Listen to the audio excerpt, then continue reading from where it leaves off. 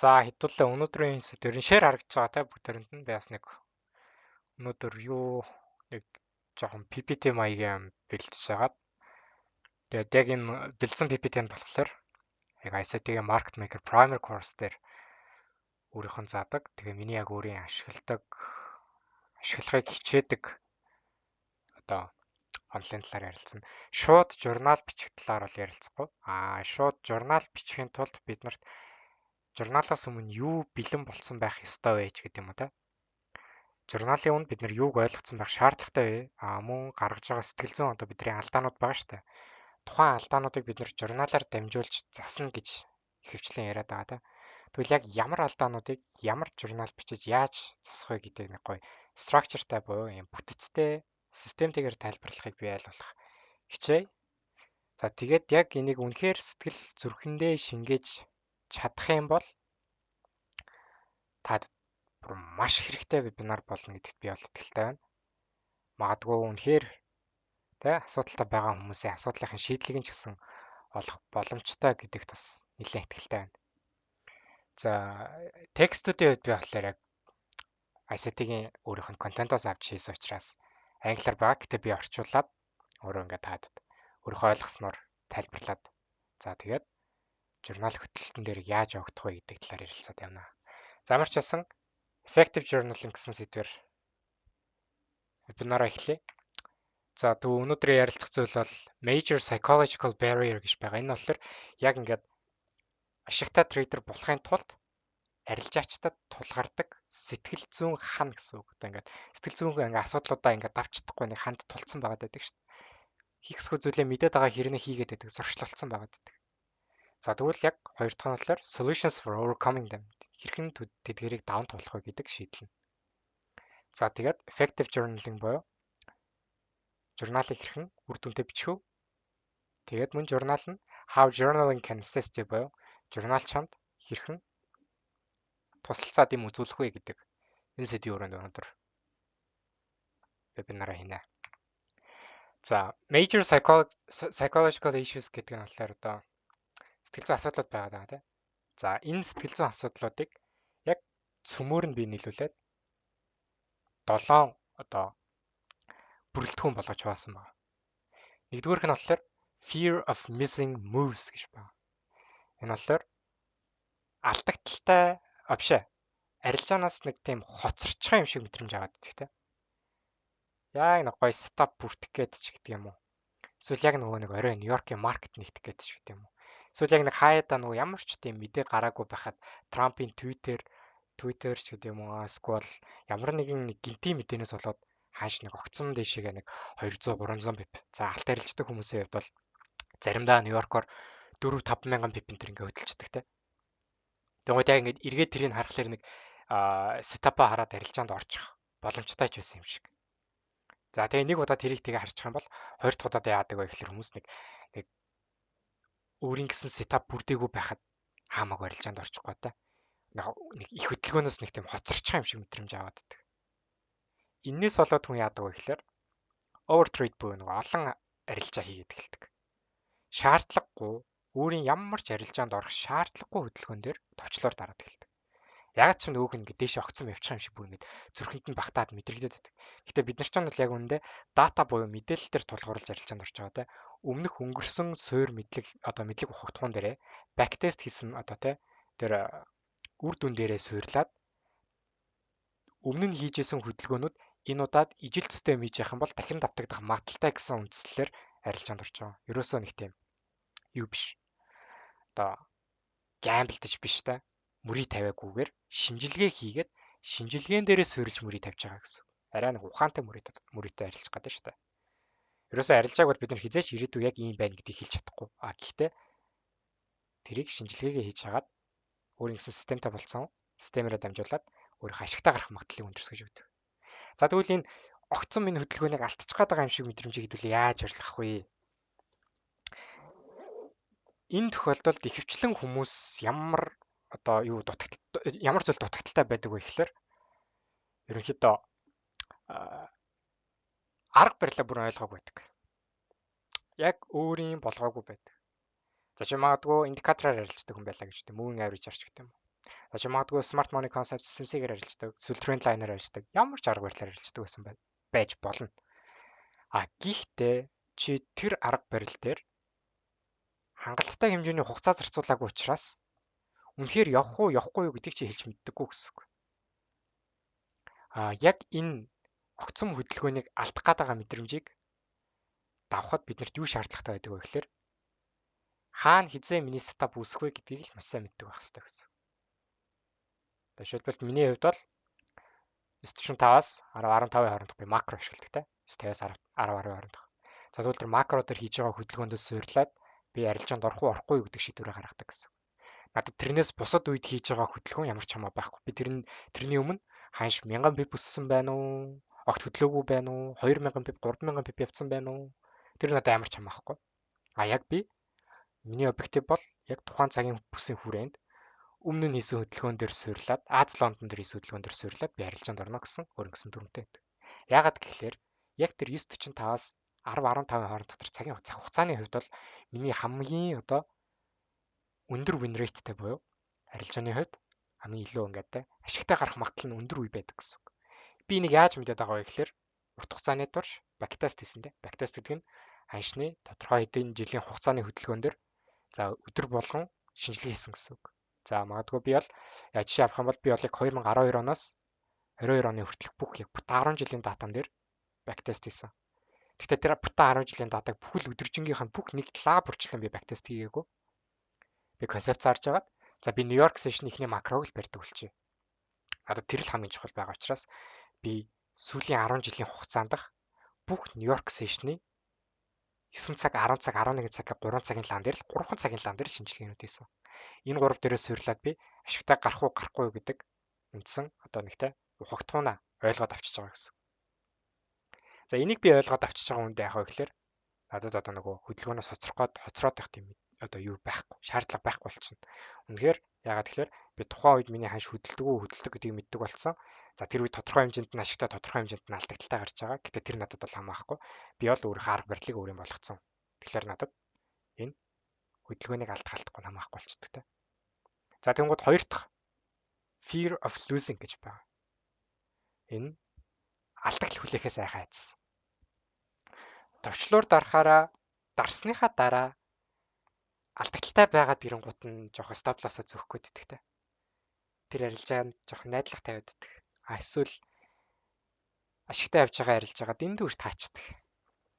Энд чи юу хэлээд байна вэ гэхээр цаанаасаа л чамайг те ашиг аваарчгаа гэдэг нэг тийм айдас байгаад байна шүү дээ. Чи айцтай байгаад байна. Арилжаач чадахгүй байгаад байна. Чи демо дээр арилжаа гэхэлэр fucking супер барьдаг те. 2 3 өдөр бараг 7 хоног ч гэсэн барьсан байдаг. Зарим хүмүүс нь зөвхөн демо дээр арилжаанаа ч мартснаа. Тэргээ сарын дараа харахад нөөх нь үнэхээр чиглэлийнхэн дагуу типийг амар хол явцсан магадгүй би ч бараг алдсан юм шүү дээ. Би ч халаад байгаа юм шүү дээ гэж бодоод. Гэхдээ яг үндэ яадаг вүлээ? Бодит мөнгө бол хуурамч мөнгөний ялгаач шалгуундаа бидний сэтгэл зүй яалтчгүй оронгороо эргэждэг. Яг бодит арилжаа гэхэлэр 1 минутын лаа болгонд сэтгэл хөдлөл гарч ирдэг. Дээшээ 5 пип чиглэлийн дагуу үсэх юм бол баярлдаг. Доошо 5 пип чиглэлийн эсрэг унах юм бол сандраад эхэлдэг. Яг энэ айц чинь ердөөсөө яг хоёр шалтгаантай байдаг. Нэгдүгээрт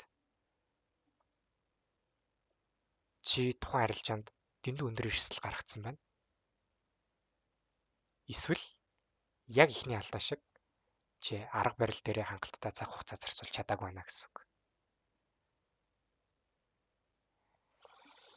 Хадгалж байгаа шүү чи видеого. Рекорд хийж байгаа YouTube руу оруулчихна. За тэгээд өндөр эрсдлэр нэг бол дарцсан байна гэдэг байгаа та. Юу гэсэн үг вэ гэхээр жоохон айцтай байна гэдэг чинь нүдэн дээр чинь жоохон хэмжээний мөнгө алдагдaltaй хасахтай гараад ирэнгууд чинь тэр мөнгийг алдмааргүй байгаа дотоод эгон те өөрийг нь хамгаалтын систем шилжиж байгаа чи бити ийм их мөнгө алдчихаа гэд байгаад байдаг. Тэг хитрхи эрт жоохон ашиг руу оронгууд хитрхи эрт арилж байгаа ч гэдэг. Эсвэл бүр ингээд арилжаанд орохоос айгаад байдаг. Өмнө нь яагаад тэгэхээр чи том алдсан учраас хоёр дахь удаага чи дахиж тэгж алдмааргүй байгаад гэсэн. Тэгвэл яг энэний шийдэл бол ерөөсөө маш амархан. Арилжаанд орж байгаа бол орж байгаа эрсдлээ хамгийн бага дээр нь багаар тавьчих. Тийм айдас байхгүй болтлоо арилжиж. Дараа нэг данс тодорхой хэмжээний хугацаанд туршлага суугаад ирэхлээр Энэ дата нөгөө арга барил чинь өөр юм болоод ирнэ. Арга барил өөр юм болоод ирэхлээр хөдөлгөөнөө таниад эхэлсэн юм чинь. За би энэ хүртэл явах юм бол миний хөдөлгөөн алддгаа гэдэг нэг тийм тодорхойлолтоо олоод гаргаад ирнэ шүү дээ. Тэгэхээр тухайн уу яг арилжаанд айцтай орохгүй болчихно.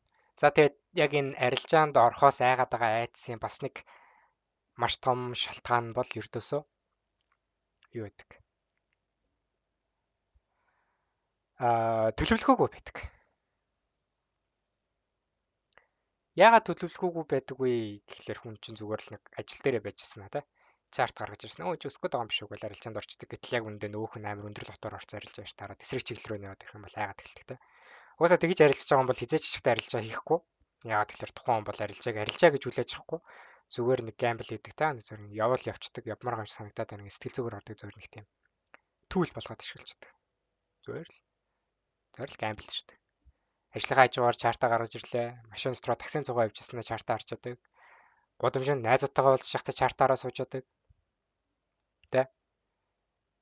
Өглөө босоод нойр мөг бахта нүдэд өнгөж нэгээл утсан дээрээс чартаа хараад за наазын сешний болж байна гэж харж яадаг тэ. Ингэж арилжаа хийж байгаа бол бро үнэхээр үнэн хэлэхэд чи дахиад бүтэн 1 жил алдах чам дахиад хугацаа уртсчлаа. Ягаад гэхээр чамд ямар ч төлөвлөгөө алга. Тэр төлөвлөгөөг яаж боловсруулах вэ? Яг ихний хэлжсэн ямар нөхцөлд арилжаанд орох вэ гэдэг өөрийн гэсэн сетапа олох хэрэгтэй. Арга барилаа өөрийн болгох хэрэгтэй. Арга барилаа өөрийн болгосны дараа хизээ хаана үсдэг вэ гэдгээ тодорхойлох хэрэгтэй. Хизээ хаана үсгийг бид нар хэлж мэдэхгүй ч гэсэн тэр бактест хийсэн үр дүнгээс бид нар барагцаалж таамагладаг болчдөг. Би 9 цаг гэж шинжилгээгээ хийж эхэлдэг. Арилжаанд орох цаг нь 45-аас 10-15 хооронд байдаг. Тухайн үед арилжаанд орохгүй бол би болцдог. Яагаад тэгэхээр тухайн үед надад стап өгдөг бол би арилжаанд орох шаардлагагүй. Энэ миний төлөвлөгөө. За тэр төлөвлөгөөг дэлгэрүүлж болно. 7 хоногийн төлөвлөгөө гаргаж болно. Би энэ 7 хоногт тэдэн долларын арилжаанд энэ 7 хоногт арилжаанд би тодорхой хэмжээний эдийн хувийг эрсдүүлнэ. Энэ эрсдүүлж байгаа хувь маань хамгийн гол нь тулчих юм бол би тэр 7 хоногт арилжахгүй алдагдчих юм бол гэсэн үг шүү дээ. За энэ 7 хоногийн миний төлөвлөгөө тодорхой хэмжээний би тэдэн пип барина гэсэн байж бас болно. Магадгүй би энэ 7 хоногт нэг 200 пип барина ч гэх юм уу. Тийм тохиолдолд би бол нэг 250 пипийг тавьдаг. 250 Nasdaq дээр 250 пип бол миний хувьд бол их хэмжээний пип. Яагаад тэгэхээр миний нэг арилжаа дунджаар нэг 65-аас 100 пипний хооронд байдаг. Ашигтай арилжааны бүтэн типийн хэмжээ гэсэн үг шүү дээ. Тэгэхээр би 7 хоногтоо магадгүй 1-р, 2-р, 3-р дахь ашигтай гарчих юм бол би 4-р, 5-р өдөр 2 арилжаанд орж өөрийнхөө мөнгийг эрсдүүлэхийн хооронд зүгээр болждог гэсэн. Харин миний тухайн 7 хоногтоо алдах стоп лоссын хэмжээ бол би 100 пипний эсэл тавьдаг. Тухайн 7 хоногийнхоо 1-р, 2-р, 3-р өдөр нь би магадгүй 1-р өдөр нэг 20 пип, 2-р өдөр нэг дахиад нэг 30 пип гээд нийтдээ 50 пип алдсан. Тэгснэ 3-р өдөр нь ягаад ч юм нэг жоохон докторгүй арилжаад 50 пипний стоп лосс зөвхөн нийтдээ 100 пипний алдагдлуулж юм бол fuck it би тэр 7 хоногт арилжаад яах юм бэ? Ямар нэгэн байдлаар би нэг алдаа гаргаад байна. Эсвэл би дөрмөө зөрчих гээд байна те. Тэгэхээр би энэ системдээ төлөвлөгөөндөө баригдсныхаа ачаар дансааш тахаас өөрийгөө аварчиж байна гэсэн. Тэгэхээр энэ төлөвлөгөө байгаа цагт чи нэг арилжаанд орчоод эрсдлээ тааруулаад орсон бол тухайн арилжаа алдагдaltaй болох уу гэдэг айдсыг чи даван тулчдаг гэсэн үг. Тэр айдсыг өөрөөсөө хасаад тавьчихдаг гэсэн. Тэгэхээр тэр чамд амар нэмэр болно. За 3 дугаарх нь болохоор бүр надад ч одоо хүртэл заримдаа тохиолддог. За манайханд бол баг бүгдээрэнд нь байгаа хаа. Impatience between stops гэж байгаа. Stop буюу та нөгөө өөрийнхөө би хаана яаж орох вэ гэдгээ мэдээд байгаа хэрнээ тэрийг хүлээж чаддаггүй төрлийн алдаа гэсэн үг. Жишээлбэл би 9:45-аас 10:15-ын хооронд арилжааг хийнэ гэсэн төлөвлөгөөтэй байдаг хэрнээ хаяада нэг 32 33 пипний арилжаа хийчихдэг. Минутын гэсэн үг шүү дээ. Марк дөнгөж нэгдээд 2-3 минутын дараа арилжаанд орчдөг. Тэр нь яаж юм гэхээр би өөрийнхөө нөө сетапыг бүртгэсэн өмнө өөрийгөө нэг байралд оруулаад цаашаа үргэлжлүүлээд нэг арай илүү холын хөдөлгөөн барьчих гэж үзээд нь шүү дээ. Энэ нэгсэндээ би өөрийнхөө төлөвлөгөөг даахгүй би дөрмөө зөрчиж байна л гэсэн. Илүү алдах магадлалыг маань өндөрсгөж өгч байгаа гэсэн үг. Аль болох би энийг багасгах байгаа. Гэхдээ стил яг надад 7 хоногт нэг 2-оос 3 удаа энэ алдаа бол тохиолддог. За энийг хэдүүлээ яаж давамжуулах вэ гэхээр за хамгийн тод жишээ нэ. За трендлайнер арилждаг хүн байлаа ч гэдэг юм уу те. За support resistance арилждаг хүн байлаа гэж штэ. За би нэг trading view-ийн chart гаргаж ирээд. Харин л та. За нэг юм ханшны хөдөлгөөн нэг юм consolidation маягийн те. Ийм support resistance дээрээс ингээд өсөд байгаа ийм хөдөлгөөн дээр арилж чадлаа гэж бодъё. За энэ доор биднэрт support нь байна. Энэ дээр биднэрт resistance нь байна. Энэ бол байж болох хамгийн энгийн теорем те. За тэгвэл яг энэ хөдөлгөөн дээр арилж яаж хахад миний төлөвлөгөө бол ингэж ажилтдаг үний хувьд бол энэ таазан дээр ирсний ардаас би reaction хараад доошоо явна гэдэг энэ хөдөлгөөнийг барих гэж үздэг те. Гэтэл impatience between steps гэдэг нь болохоор угаасаа энэ дээр ирээд ойхон тодорхой юм чинь гэдэг онолоор арай ирж амжаагүй те. Энд магадгүй нэг жоохон завсар хөдөлгөөн удацсан байлаа гэж те. Нэг жоохон ингээд заваараад удацсан те. Тэнгууд нь яагаад ч бүр нэг арилжаанд ормоор санагдаад товчлоор дармаар санагдаад угаасаа унах гад байна. Угаасаа явах хэрэгтэй гэдэг тийм эгондо баригдаад яагаад ч юм том стоп лосстой арай жижиг типтэй ийм арилжаа нээчдэг хүн. Гэтэл бидний арга барил чинь баталгаатай биш шүү дээ те. Алдах магадлал байгаад байдаг. Эрсдэлд орох магадлал байгаад байдаг. Энэ дээшээ ингэж гарч ингэ өсөх боломжтой шүү дээ. Стил. Тэнгууд бид нар шал дими энэ том стоп лоссыг авч байгаа гэсэн үг байхгүй. Бид нар цэвэр магадлал дээр суурилж арилжж байгаа. Магадлал дээр суурилж арилжж байгаа хүн тэр магадлалыг үл тоогоод сэтгэл зүйдээ баригдаад сэтгэл хөдлөлтөө автаад яагаад ч юм орох хөстэй хөдөлгөөн нь үүсээгүй байхад үүсэх магадлалтай гэсэн найдлага тавьж ярилцанд орснороо чи магадгүй 60% win rate-тэй байсан арга барилаа чи шууд 20% л унгааж яддаг гэсэн үг. Огцон унгааж яддаг гэсэн. Яагаад тэгэхээр чиний хийсэн backtest чинь бол ердөөсөө яг энэ бүс дээрээс уннаа гэсэн backtest шинжилгээ хийсэн болохоос чи энэ дээр ирээгүй байгаа энэ тохиолдолд уннаа гэдэг чи backtest хийгээгүй шүү дээ. Чи тэр талаар мэдэхгүй шүү дээ. Эндээс унах юм уу унахгүй мó чамд ямар ч тийм логик байхгүй шүү дээ. Дээрээс нь чиний эсрэг чиглэл рүү явах магадлалыг чи бас тооцоолсон байна шүү дээ. Тийм байтал яагаад ийм хөдөлгөөн дээр ийш тарилчанд орно гэж тэнэг хүний л үйлдэл болсон те. А нэг зогсоохын тулд зүгээр л сахилга баттай л авах хэрэгтэй. Хөдөлгөөнөө мэддэг, үүсгийг хүлээлээ. Үүссэн тохиолдолд би арилжаанд орно. Энд ороод ийм жижиг стоп лосс тавих, энд ороод ийм том стоп лосс тавих хоёр алдагдaltaй гарахад мэдээж энэ л илүү их толеранттай. Бид нар магадлалаар арилжж байгаа магадлалыг аль болох өөрсдийнхөө толд байлгах хэрэгтэй. Алдагдлыг аль болох бага байлгаж иж бид нар ашигыг дансандаа хүртэж байгаа юм те. Тэгэхгүй ингээд эгондо баригдаад яарч дөрүүлж ороод ах юм бол алдна. Энэ дээр стоп лосс цогсны араас тэр хүний хувьд толгой дотор орж ирж байгаа хамгийн тэнэг асуудал нь юу вэ? Яг энэ стоп лосс цохиогүй зүгээр эргээд чиний үндсэн арилжааны энэ бүс рүү чинь орж ирэхэд л чи энэ дээрээс нэмэлт арилжаанд орохыг хүсдэг. Яагаад тэгэхээр стоп чинь яг орох хөстэй хөдөлгөөн чинь энэ дээр бүрдчихэж байгаа учраас. Тэгээ энэ ихний орцсон хөдөлгөөний чинь дээр алдагдaltaй байгаа ч гэсэн хүн яадаг вэ гэхээр за замын сетап бүрдчихэж байгаа юм чинь нэмээд орчих фак гэд. Ингээ хоёр арилжаа нэ шүү дээ.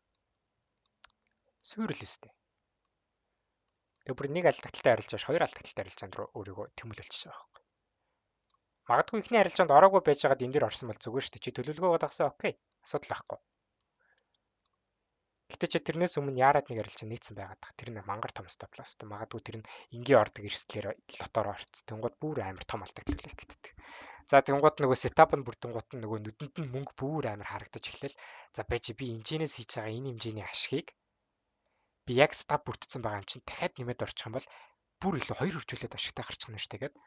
Ерөөсөө энэ алдагдлын энэ хэмжээг тооцдоггүй. Тооцоо болждаг. Угаасаа хүн болгонд тэгдэг сурж байгаа процесс дээр. Тэгэхээр ерөөсөө миний хэлэх гэдэг нь зүйл юу гэхээр энэ төвчээргүй байдлыг болоод сахилга бат гэдэг зүйлийг өөртөө суулгах хэрэгтэй. Сахилга бат яаж өөртөө суух вэ гэхээр туршлагаас үүдэлтэй суу. Туршлага яаж сурах вэ гэхээр дадал зуршлаас хамаарч суун те. За тэгвэл яг тэр дадал зуршлыг хэрхэн суулгах вэ гэхээр хэдүүлгийнхэн журнал орж ирнэ.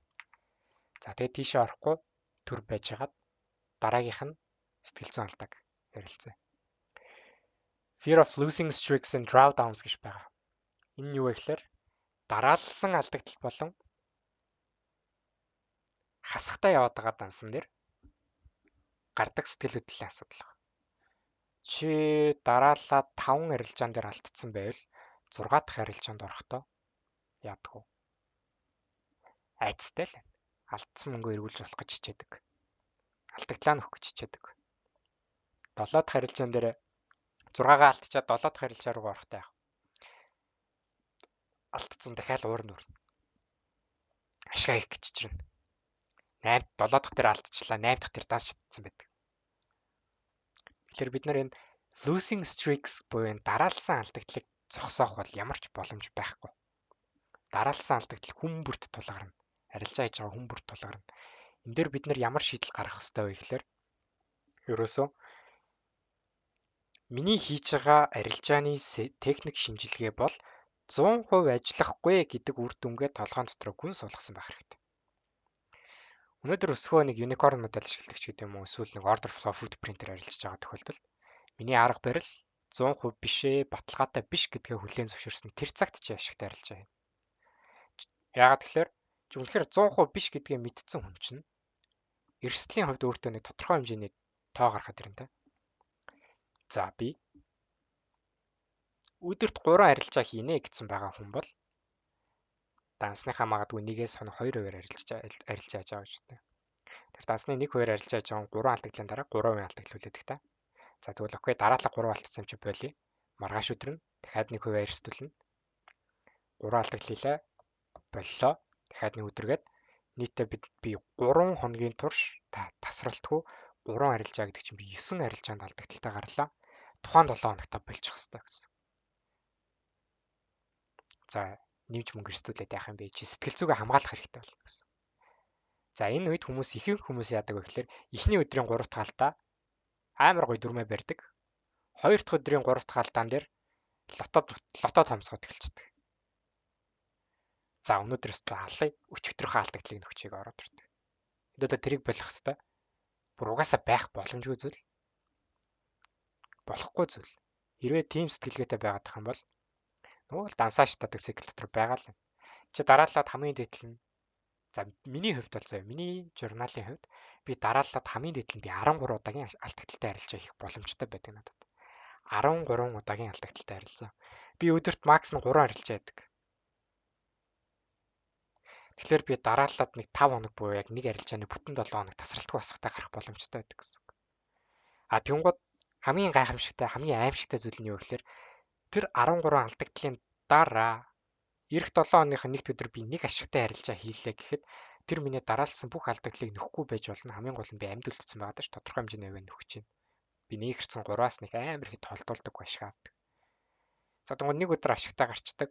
2 дахь өдрөөс нь би дахиад 13 дараалаад алдах магадлал шинжлэгддэг. Арилжаа болгон чи би даасан эрсдлийн магадaltaй шүү дээ.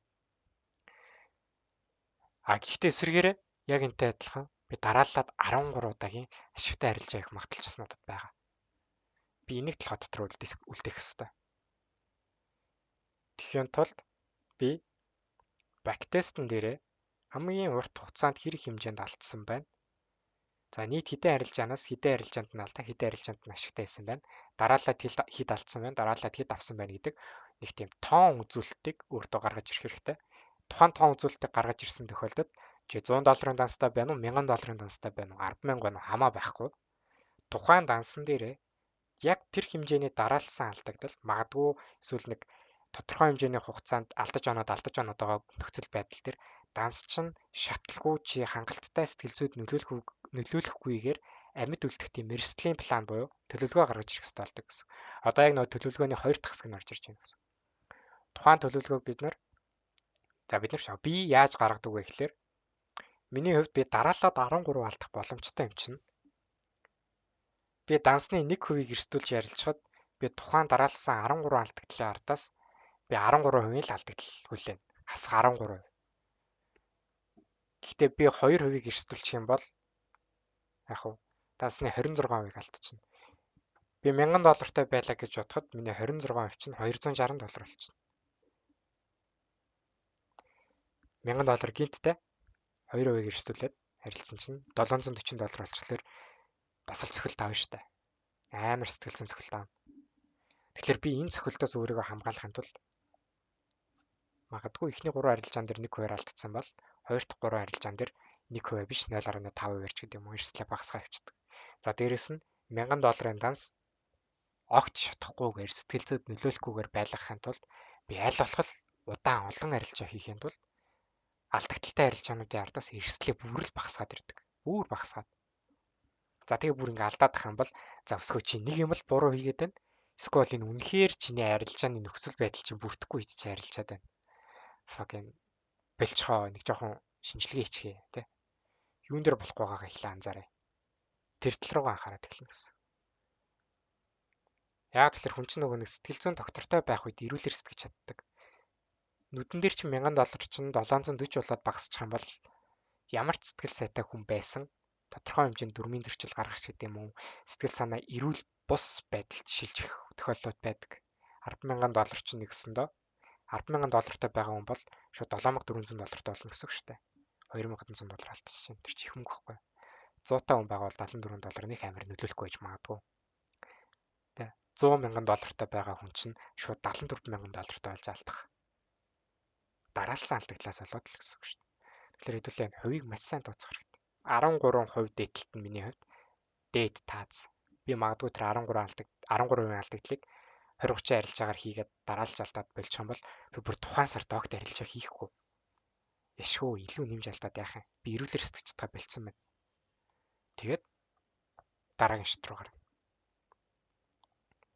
Бид нар тэгжиж энэ дараалсан алдагдлыг эрүүлэр хүлээж авдаг болно гэсэн. За тэгвэл шийдэл номер 1 нь тодорхой хэмжээнд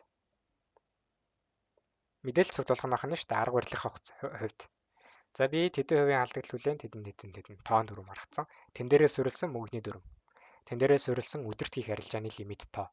Ингэснээрээ сэтгэл зүгээч төр дансаач төр давхар доктортой байлгаж чаднаа. За тэгэхээр хоёр дахь шийдэл нь тодорхой хэмжээний хувь эрсдүүлэх дүнгээ гаргачаад дараалсан алдагтал орж ирж байгаа тохиолдолд энгийн эрсдүүлж байгаа мөнгөнд дүнгээ таллаад эрсдлээ багасгаад явах нь байна. Ингэх юм бол би илүү олон арилжаа хийснээрээ данс шатаах магадлал маань үнэхээр чи шатаах ёстой юм бол ядчилтай арай удаан шатаана гэсэн үг шүү дээ. Арай илүү чи туршлага хөрөнгөлүүлнэ сурж байгаа бүхний хувьд бол. Тэгэхээр эрсдлийг бид нэр аль болох баг дээр байлгачиж мэдээллүүдээ цуглуулна өөрсдийнхөө сэтгэл зүг эрүүл байлгахад дансаа удаан хугацаанд авч явах боломжтой болно. За тэнгуү дараагийнх нь орж ирж байгаа. Lack of discipline and following rules буюу энэ бүх дүрмүүдээ гаргаад окей болгоцсон байжсэн хэрнээ сахилга батгүйгээсээ болоод дүрмээ дагахгүйгээр арилжаанд ороод алдах. Энэ болохоор нөгөө бүр зуршил болсон хүний шинж. Дээдлийн эдэ алдаануудыг гаргаж явах үедээ шийдлээ олоогүй хүмүүс алдсаар байгаа дахиж алдаад дахиж ороод дахиж алдаад бүр тэрийгэ зуршил болгоцсон байдаг. Нэг тийм контрол алдсан байдаг.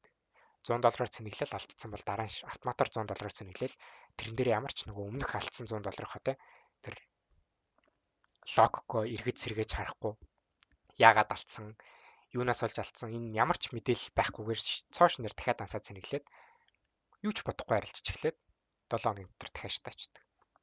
Ингэж явсаар байгаа энэ цикл давтагцсаар агаад нэг л мэдгий чи юу энэ тэ алдаануудын талаарх энэ асуудлыг засах чи бүр гүн депрессэнд орсон байдаг байхгүй. Нөгөө энэ арилжаач удлаа байна дөө би чадахгүй байна дөө. Боли дөө. Зайли дөө боли энэ арилжаач өстө миний хийх зүйл биш байна.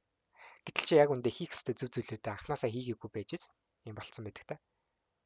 Сахилга батгүйгээсээ болоод чи шийдлүүдээ мэдээд байгаа хэрнээ сахилга батгүй дүрмээ дагаагүйгээсээ болоод арилжаанд итгэх ихтгэл үнэмшлээ алдаад эхэлчихдэг. Миний хоёр дахь жил бол яг юм байсан. Тэгээ яаж амьд үлдсэн гэхээр миний үеийн нэг залуу амар ашигтай арилжаа хийгдсэн тухайд намайг арилжээж явах хоёр дахь жил. Fuck it энэ залуу хийж чадаад хахад би яахаар чадахгүй юм бэ гэдэг эгондоо баригдаад би амьд үлдсэн байхгүй. Тэгээд нэг жоохон өөртөө анхаарч эхэлсэн гэсэн үг байна шүү дээ. Яг одоо ч гэсэн алдаа гаргадаг шийд байгаа. Гэхдээ харьцангуй багассан. Тэгэхээр сахилга батыг өөртөө суулгахын тулд арилжаанаас гадуурх ертөнцид ялгаа байхгүй сахилга баттай байх хэрэгтэй. Арилжаанаас гадуурх нөхцөлд өөртөө амлсан амлалтандаа чи хүрч чадахгүй байвал чи хизээч арилжаан дээр те fucking дүрм гаргачаа би дүрмээ дагна гэсэн байхгүй штэ. Өнөөдөр магадгүй чи тамхи татдаг хүн байлаа. Тэгээд те гэр бүлийнхаа төлөө ч гэдэг юм уу тамхинаас гарыг гэсэн шийдэл гаргацсан хэрнээ стилчээ тамхиа татаад байдаг төрлийн хүн те тамхинасаа гарч чадахгүй байгаа хүн хизээж харилцааны зах зээл дээр би дүрмээ дагах хэрэгтэй гэж дүрм гаргачаад тэр дүрмээ дагдаг байхгүй. Энэ болохоор тамхи татгаа боль гэж хэлж байгаа юм биш. Зөвөр жишээ шүү зөө. Ямар нэгэн зүйлийг би хийхэ болно гэж өөртөө амлчаад тэр амлалтандаа хүрч чадахгүй байгаа хүн хизээч арилжаан дээр дүрм гаргачаад тэр дүрмээ дагдаггүй байхгүй. Тэгэхээр нэг тийм сэтгэл зүйн энэ асуудлыг шийдэл гаргахын тулд бидний хамгийн түрүүний зорилго бол өөрийнхөө хийх ёстой гэхдээ хийхэд чи тэр нэг тийм тухгүй мэдрэмж авдаг тиймэрхүү ажлуудыг тогтмол хийж явах хэрэгтэй. Жишээлбэл дасгал өдөртөө нэг 30 найгаад 30 гэцний таталт хийгээд 30 удаа суулт босолттой 3 удаа хийсэн бахад хүн амар сэтгэл санаагаар өөдрөг болдог. Дээрдээ тэлдэг. Би эрүүл мэнд дээрээч доктортой болоод эхэлдэг. Би бол байнга дасгал хийдэг. Би фитнест явдаггүй ч гэсэн би гэртээ байнга дасгал хийдэг байхгүй. Тухайн дасгал хөдөлгөөн хийснээрээ би надад ямар ашигтай юм бэ гэхээр би нэгдүгээр сахилга батыг өөртөө суулгацсан. Хоёрдугаар сахилга бат өөртөө суудсан тохиолдолд арилжаан дээр би тэнэг үйлдэл гаргахаас сэргийлж эхэлдэг гэсэн. Тэгэхээр ер нь бол нэг амьдралын хажуугаар нэг дасгал хөдөлгөөнүүд бол нэг шаардлагатай. Тэгээд дүрмээ дагах ёстой хүн чинь дүрмээ дагахгүй байгаа болохоор алдагдал хүлээнэ гэдгээ мэдчих юм бол ер нь ихэнх хүн бараг л аанда дүрмээ дагж эхэлдэг дээ. Заавал дасгалгүй. Гэхдээ яг чи энэ процессыг аль болохтой хурдан дуусгамаар байвал дасгал хөдөлгөөн бол чамд айгүй шаардлагатай. Дээрээс нь туршлага амарсан шаардлагатай. Чи дүрмээ дагахгүй сахилга батгүй арилжаад алдагдал хүлээгээд байгаа тохиолдолд залхатлаа алдчихж ижил сахилга батсан. За угаасаа өсгөө ингэж алдаад ах юм бол чи угаасаа ирээдүйд бүтэхгүй юм байна. Энийгээ болио гэдэг тэрийг өөртөө хэлсэн цагт чи сахилга баттай болж эхэлнэ. Тэгээ тэр хугацааг богинохон болгохын тулд хэдүүлээ жоохон эрүүл мэндэ бодоод бие физиологид анхаарал өдөр тутамдаа магадгүй өглөө эрт бас чаддгүй бол жоохон нэг эрт тусдаг болох шиг тийм үү бүр жижигхэн юм хийгээд тэрийгэ тогтмол болгочих хэрэгтэй. За тэгээд хамгийн сүүлийнхэн сэтгэл зүйн гол асуудал нь болохоор тэгээ эдгээр олон асуудлуудын ардаас өөрийнхөө нэгдүгээрт арга барилдаа итгэл үнэмшлээ алдсан байдаг хүмүүс ихэвчлэн энэ сүүлийн энэ нөхцөл төр буудаг. Энэ яадаг вэ гэхээр searching for the next big thing буюу нэг тийм түлхүүр хайгаад эхэлдэг дараагийн ICT-гаар арилжаад өлегтэй болохгүй байгаа юм. Сүүл рүүгээ за ICT болохгүй л байгаа юм байна да гэсээр байгаад за дараагийнх нь юу вэ те YouTube-ийн бичлэг үзчихэд за нэг залуу fair value-г тайлбарлсан бичлэг үзчихэд за би энэгээр л алах юм байна. Энэ л өстой наа мөнгөтэй болгох юм байна гэд амар сайн судалж ярилцчихсан 2 3 халагдлуулээснэ. За энэ худлаан байна. За энэ дараагийн бичлэг үзчихье. Дараагийнх нь бичлэг үздэг. За энэ л миний өстой яг арилжааг өөрчлөл баян болгох юм байна гэдэг брейкер бичлэг үздэг ч гэдэг юм. Тэгэл нөгөө хүсээ алдагдлуулээдэг. За дараагийнх нь. Ингээл арга барил гэд цикл дотор явсаар байгаад өөрийн ч гэсэн арга барилгүй тогтсон сурсан ч арга барилгүй болчихдог. Ийм ч яадаг вэ гэхээр нөгөө толгойд нь юм суух нөгөө процесс нь алдагдчихдаг. Хизээш нэг арга барилыг өөрийн болгож чадхаа болждаг. Яагаад тэгэхээр үнэхээр нэг хүнд мөнгөө төлөө за би болио нэг арга барил сурья гэд хүнд мөнгөө төлөөд сургалт аваад сурч эхэлдэг. Яагаад ч юм нөгөө хүний зааж байгаа юм толгоонд нь буудаггүй. Яагаад тэгэхээр нөгөө шаал илдэг анзын арга барилууд өмнө нэг сэглээ хайцсан юм чаа. Нүдэнд нь нөгөө нэг сэглэж хайсан арга барилууд нь харагдаад энэ хүн наадах чинь ийм нөхцөлд ингэж орно гингот энэ нөгөө нэг тийм байх шиг байна тийм ээ. Амар сонин алдаанууд гаргаад эхэлдэг. Ингэснээрээ чи өөрийнхөө ашигтай болох процессыг илүү удаашруулад цаг алддаг. Энэ дээр юу шаардлагатай, юу хэрэгтэй вэ гэхээр consistency буюу тууштай тогтмол байдал хэрэгтэй. Чи үнэхээр над арга барил чинь болохгүй байна гэдэг дүгнэлтэнд хизээ хүрэх вэ гэхээр чи тухайн арга барилыг сурсныхаа дараа бактест буюу нөгөө яриад байгаа шүү дээ. Өмнө нь хэрэг олон удаа давтаж үзээд хэр хэмжээнд нь ашигтай болсон байна, ашиггүй болсон байна. Риск рeward дунджаар хиттэй байж ашигтай гарах нь байна. Тансны хэдийг эрсдүүлж би ашигтай гарах нь гэж гэдэг юм уу те. Тэр хэмжээний өгөгдлүүдэд цуглуулж авсныхаа дараа тэр чиний сэтгэлд хүрэхгүй байвал чи дараагийн арга барил руу орж болно. Эсвэл чи тэн дээр жоох өөрчлөлтүүд хийж болно. А тгийгүй ээж зөр нь 2 3 удаа арилжаан дээр алдагдлуулж чи дараагийн арга барил руу орох юм бол суурил болно те. Тэгэхээр бактест аягүй чухал байгааз. Бактест чухал. За тэгэнгუთ яг энэ олон асуудлуудаас болж жирийн арилжаачны замнал 1-2 жил удаашрдаг байх нэ. Миний хувьд бол энэ бол намайг 3 жил удаашруулсан. 3 жил би яг эдгээр асуудлууд дээр. Уу яах вэ тэгээд те. Тус бүртэн магадгүй нэг хэд хэдэн сарын хугацааны алдагдлууд бол байгаа. Миний хамгийн удаан гацс нь болохоор Сахилга Батгүй байдал хамгийн удаан тогтсон. Ганц юм би байн арга барилаа солиогүй. Элдэн зэм эхний жилдээ туршиж байгаад ягаад ч юм SMC дээрээ тогтцсон. Угаас амар ойлгомжтой гайхалтай стратеги. Гайхалтай концепт байдаг. За тэгээд гинтийн хөдөлгөөн болохоос айх айдас маань угаасаа нэг SMC-гээ сураад ихснээс хойш ер нь багассан. Тэгээ нэг айцтай арилжаан болохоор бактест хийсээр байгаад нэг арилжаанд орох айдас нь бол багассан, зөрөгтэй ордог болсон. Бас нэг удас нь болохоор нэг сетапа мэддэг болсон хэрэг тэрийг хүлээхгүй айгүй их алдсан. Тэгэл яг энэ эдгээр нөхцлүүд ээлжлээд байгаа л нэг л мэдсэн 3 жил өнгөрцөн байсан. Тухайн 3 жилийн хугацаанд алдсан мөнгө харангууд бүр ингээд үйл марих мөнгө алдсан байсан. Яг одоо эргээ бодох гэж байгаа бага л мөнгө л дөө. Тухайн үеийн оюутан хүүхдийн хувьд бол аюу их мөнгө байгаа байхгүй. За тэгвэл одоо өнөөдрийн үндсэн сэдв болох журнал руу хөтлөө харъя л да. Effective journaling. Яг саяны эдийн шийдэл дээр тулгуурлаад бид нар журналаа бичнэ. Эхнийх нь болохоор daily entry log болон weekly reviews гэж байгаа. За энэ юу гэхээр өдөр тутамдаа орсон арилжаануудаа орсон гарсан зэгтэн тодорхой зургийг оруулаад скриншот хийгээд гэсэн үг шүү дээ. Тодорхой зургийг оруулаад за тэгээ нэмэлтээр яагаад орсон, ямар шалтгаанаас болж орсон, хэдэн цагийн үед орсон, ямар сешн дээр орсон гэдэг зүйлүүдийг бид нэр тогтмол бичнэ. За энэ дээр нэмэлтээр weekly reviews буюу эдгээр орсон нөхцөл байдал хөдөлгөөнүүдэд 7 хоног тутмынхаа хагас амтнаас аль нэг өдрөн ч гэдэг юм уу, болибор нэгд өдөр ч гэдэг юм уу те. Өмнөх 7 хоногийн журналаа нэг сэргээж хараад за би юун дээр алдаа гаргасан байна? Хоторсон хөдөлгөөнүүд байсан байна уу? Буцааж чартаа эргүүлж нэг харлаа. Тухайн өдрийн хөдөлгөөн дээр би ингэх хэвээр байсан байж тээ гэж толгомтор орж ирдэг юмнууд үе байдаг штэ. Яг тэдрийг журнал дээрээ дахиад болгох хэвээр. Өөрийнхөө орсон арилжаатай зэрэгцүүлээд энэ дээр би ингэж алдсан. Гэхдээ би ингэж орох хэвээр байжээ гэдэг яг нөгөө бодит шинжилгээгээ хажууд нь хавсаргаж өгнө гэсэн үг. Тэ. За тэгээд тэрийгээ 7 хоног бүр сэргээж харж явах хэвээр.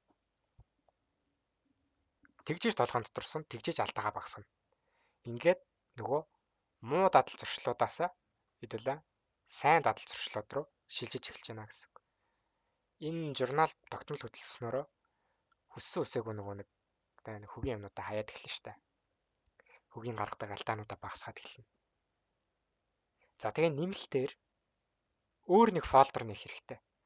Орсон оролтын шинжилгээгээ хэдүүлээ бол журнал болгочлаа штэ. Яагаад орсон, яаж орсон. За тэгвэл яг 2 дахь журнал нь болохоор тэдэн сарын тэдэнд орсон арилжааны өмнө би ийм мэдрэмжтэй байсан. Арилжааны өдрийнхөө өмнө гэсэн үг. Арилжаа хийхийнхаа өмнө бид нар бол ихэвчлэн Лондон сешн юм уу, Нью-Йорк сешн дээр арилжаа хийж байгаа. Тэр тохиолдолд бид нарт хамгийн түрүүнд өөрсдөндөө хэлэх ёстой зүйл нь тэмдэглэх зүйл нь магадгүй би одоо өнөөдөр нэг хүнтэй хэрэлдсэн байлаа гэж бодъё та. Хүнтэй амар хүнд муу хэрэлдсэн. Тэрнээсээ болоод бүр аим шиг стресстэй байгаа. За бүр бүр яг миний зөв байсан юм дээр миний буруу болоо жоохон гүтгүүлэх нэг тиймэрхүү мэдрэмж хэрэлдэх тохиолдол ч юм уу гардаг штэ. Бүр тийм амар новшин стресстэй өдөр болж таарсан. Амар ууртай байгаа хүн би арилжааныхаа өдөр арилжаанд ороод алдагдлуулсан. Тэдэн долларын хэмжээний алдагдлуулсан. Энэ журналуудыг ингээд цуглуулах хэрэгтэй. Яг сэтгэл хөдлөл ямар байсан бэ? Арилжаа хийхийн өмнөх сэтгэл хөдлөл. Эдгээрийг тэмдэглэснээрээ чи үнэхээр тухайн өдөр стресстэй байгаад тэр стрессээс үүдэлтэй алдаанууд чинь нэг биш нэжгээд байгаадах юм бол тиймэрхүү өдрүүдэд зүгээр чартаа хаацхан зүгээрээ. Яагаад тэгэхээр энэ нь ганцхан чамд тохиолддог зүйл биш. Хүн болгонд байдаг сэтгэл зүйн доголдол байгаад байдаг. Энэ юу гэхээр өдөр гаргасан уураа өөр нэг зүйл рүү коп хийх буюу копинг механизм буюу ямар нэгэн зүйл дээр уураа гаргах нэг тийм процесс явагдаад байдаг.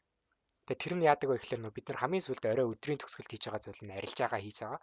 Арилжаан дээрээ нөгөө бүх ураа стрессээ гаргах гад нөгөө эгогоо сэргээх гээд ашигтай арилжаа хийх ёстой гэсэн тийм шаардлага далд ухамсартаа өөртөө тавьчихдаг хүн. Өнөөдөр fucking ямар стресстэй өдөр байж гэдэг юм те. За өнөөдөр тэгвэл нэг арилжаан дээр нэг fucking сайхан ашигтай арилжаа гэдэг гоё сэтгэлээ сэргээчих гэдэг юм. Чи өөрөө тэгж бодоагүй ч гэсэн далд ухамсар чинь тийм байж байгаа байхгүй. Тэгээ тэрнээсээ болоод гайн дараад нөгөө алддаг өдрөнд таарчингууд бүр стресстэй, өдрөнд стресстэй, арилжаан дээр стресстэй, стрессээ тайлгаад олон overtrade хийгээд ингээд яваад эхэлдэг. Тэгээ энэ хамгийн гол нь эн чинь нөгөө нэг юу биш болохоор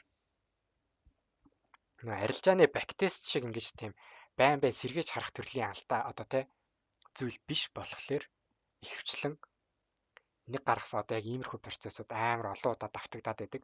Чи эргээд харахад одоо тий ингээд маш би яагаад ингээд ийм алдаа гаргачихваа гэд ингээд бодоод олдоггүй.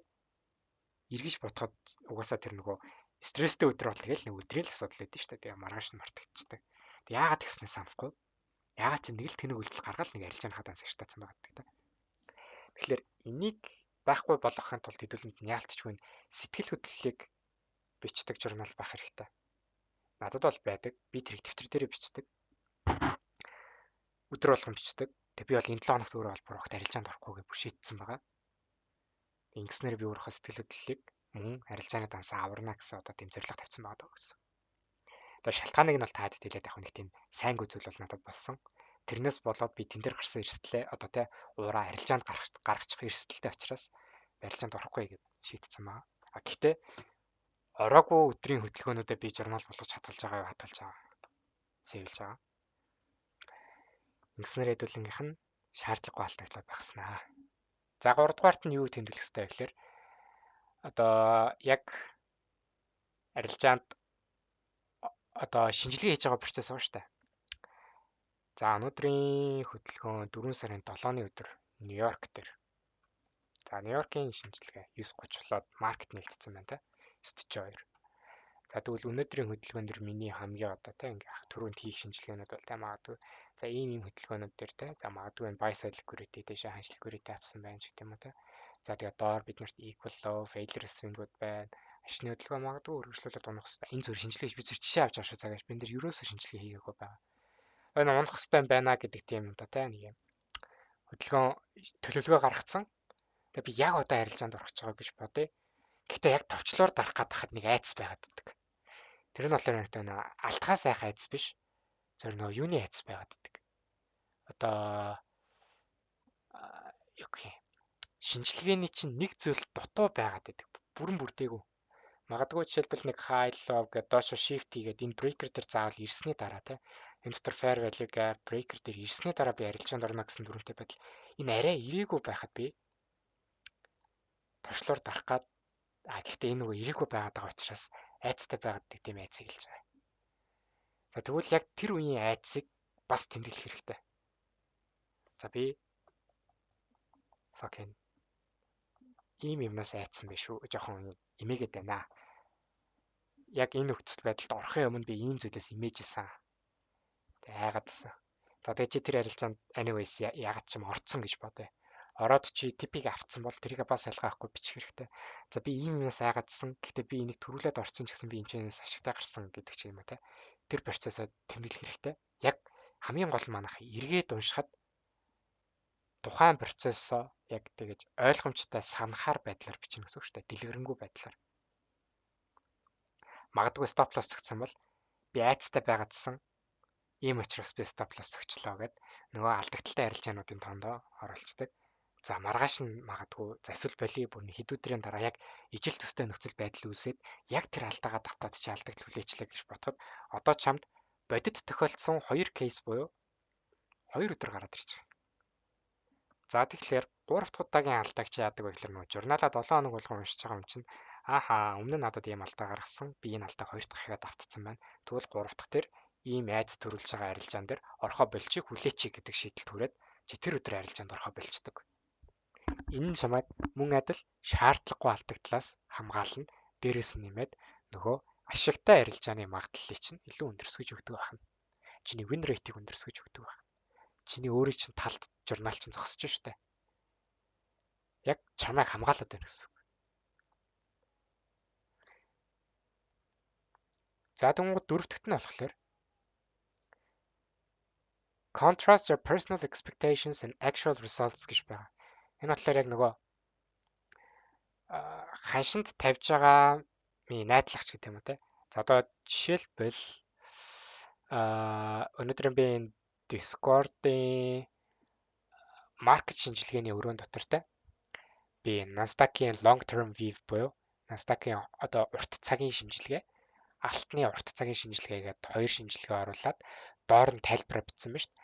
За Nasdaq 1 цаг дээр market maker buy модель дуусаад үндсэн sell side руу явах хөдөлгөөн хүлээж байна. За стандарт deviation projection харах юм бол түрүүчийн 7 хоногийн low дээр-ийн shift нь хасах 2 дээр 1 цагийн buy моделийн original consolidation дээр таарж байгаа. За тэгээд тухайн original consolidation fair value gap дотор байгаа учраас тухайн gap-ыг эргэж очиж бүтэн филдснээрээ энэ Nasdaq-ийн өсөлтийн хөдөлгөөнд дуусаад дараагийн уналтын хөдөлгөөн их магадaltaй ч гэдэг юм те. Энэ бол миний хувьд өөртөө тавьсан төсөөлөл байгаа да. Expectations. За гэтэл яг энэний ардаас ханшинд тохиолдож байгаа юу байгаа. Бодит байдал байгаа. Actual results буюу. Үнэхээр чи таамгийн дагуу явсан уу, таамгийн чи эсрэг чиглэлд явсан уу гэдэгтэй. Тэнгууд чи энэ хоёр нөхцөлийг чи хоёулангийн журналд оруулах хэрэгтэй байдаг. Арилжаанд орохынхоо өмнө чи шинжилгээгээ дууссан ба шууд журнал руугаа ороод за би ийм төлөвлөгөөтэй ингэж орох гэж шүү. За боли бүр чи тэгж амжихгүй нэг скальп гэдэг хүн байлаа гэж бодоход арилжаанд орох үедээ скриншот хийгээд авчих чартаа. Тэ эсвэл яг орж явах процессоо скрин рекорд хийгээд тэ дэлгэцээ бичиж аваа бичлэг болгоод хадгалаад авчих. Тэгээд дараа нь үр дүнгээ бодит байдлыг дахиад скриншот хийгээд юм уу эсвэл видео болгож аваад тэрийг ингээ харьцуулах байдлаар ингээд хослуулж оруулах хэрэгтэй байдаг. Ингэснээр яадаг вэ гэхээр нөгөө арга барилаа сайжруулах боломжит нөхцөл байдлуудыг бид нэр олж эхэлдэг гэсэн үг. Өнөөдөр магадгүй өсгөө ийм шийдэл дээр ингэж хүрсэн байтал за бодит байдал дээр ийм хөдөлгөөнүүд болчлоо. Энэ яагаад ингэсэн байх магадaltaй вэ гэдэг харьцуултыг хийх боломжийг чамд олгодог.